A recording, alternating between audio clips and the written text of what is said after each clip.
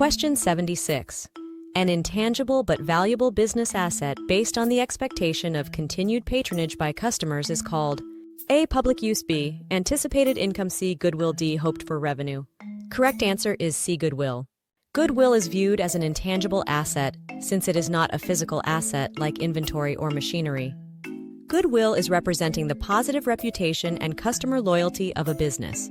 It's the value of the business beyond its physical assets, stemming from factors like brand recognition, customer relationships, and positive reputation. It leads to the expectation of continued patronage and contributes to the overall value of the business. Goodwill is usually assigned a monetary value when companies are being evaluated in the course of a sale.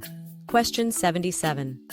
All of the following are included in the bundle of legal rights, except A. Right of survivorship. B. Right of possession. C. Right of exclusion. D. Right of enjoyment. Correct answer is A. Right of survivorship. The bundle of legal rights associated with real property ownership includes the rights of possession, control, enjoyment, exclusion, and disposition. The right of survivorship is a characteristic of joint tenancy, not a general right included in the bundle of rights for all property ownership.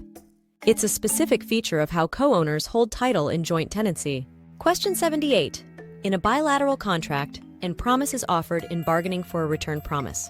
If the returned promise is given, it is considered to be A. An option. B. Consideration. C. A unilateral agreement. D. None of the above. Correct answer is B. Consideration.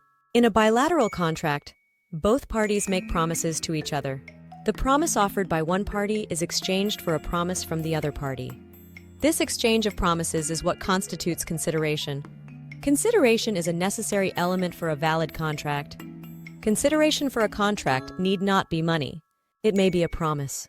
Question 79. RESPA, Real Estate Settlement Procedures Act, applies to lenders who makes federally related loans to A. Properties valued at $250,000 or more. B. 1. 4-family unit residential dwellings. C. Subdivisions. D. Commercial buildings. Correct answer is B1, 4-family unit residential dwellings. RESPA is designed to protect consumers in residential real estate transactions. RESPA mandates that lenders of federally related mortgage loans make all necessary disclosures to loan recipients. It applies to federally related mortgage loans secured by 1. 4-family residential properties. It does not apply to commercial loans, large acreage tracts, or other types of real estate. The value of the property is not a determining factor for RESPA applicability. Question 80. Placing 2 or more contiguous units under the same ownership in order to increase their value is called A. Plottage. B. Dual ownership. C. Ownership in severalty. D. The common ownership strategy. Correct answer is A. Plottage. The combining of parcels of real estate is known as assemblage. The increase of value is called plottage. Plottage is the increase in value that results from combining 2 or more adjacent properties into a single, larger parcel. The combined parcel is often worth more than the sum of the individual properties because it allows for more development options or more efficient use of the land. Question 81. Over a period of years, property belonging to Leicester that borders the Salton Sea has land exposed to the air as the water is evaporating, adding to the property area. This newly accessible land belongs to Leicester according to the principle of A. Accession. B. Avulsion. C. Reliction. D. Both A and C. Correct answer is D. Both A and C. Accession. This is the general principle that allows a property owner to acquire ownership of things that are added to their property naturally or by human action. In this case, the land exposed by the evaporating water is an addition to Leicester's property. Reliction. This is the specific term for the increase in land area due to the gradual and permanent withdrawal of water from a body of water, like the Salton Sea in this case. It's a type of accession. Since reliction is a specific type of accession, both terms apply here. Question 82. Consideration, which each party must abide by to enforce the contract, can be in the form of the following. A. Cash. B. A promise to commit a certain act. C. A promise to not commit a certain act. D. All of the above. Correct answer is D. All of the above. Consideration in contract law is something of value exchanged between parties that makes the contract legally binding. It can take many forms, including cash. This is a tangible form of consideration. A promise to commit a certain act. This is a promise to do something, like perform a service or deliver goods. A promise to not commit a certain act This is called forbearance. Promising not to do something you have a legal right to do, like not filing a lawsuit or not competing with a business, can also be valid consideration. You are giving up a legal right. Question 83. A broker is never allowed to a. Accept a commission from both the seller and the buyer. B. Direct an employee who is not a salesperson to perform clerical duties at the broker's office. C. Act as an escrow. D. None of the above. Correct answer is D. None of the above. Brokers can do all of the things listed under certain circumstances. A. Accept a commission from both the seller and the buyer. This is called dual agency, and it's permissible with the informed, written consent of both parties.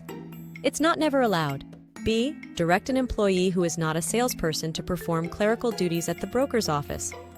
Brokers regularly employ unlicensed staff to handle clerical and administrative tasks. This is a normal business practice. C. Act as an escrow. While not all brokers act as escrow agents, it's not prohibited.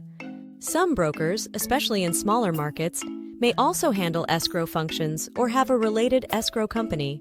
Also, in some states, a broker can hold earnest money in a trust account. Question 84. Rupert has leased farmland for 7 years to grow peaches on property owned by Jeffrey.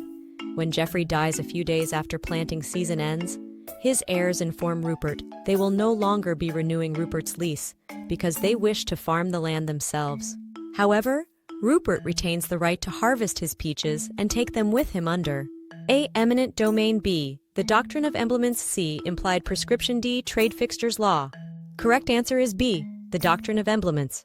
The doctrine of emblements protects the rights of a tenant farmer who has planted crops but whose tenancy ends before harvest time. It allows the tenant to re-enter the land to harvest the crops they planted, even though their lease has ended.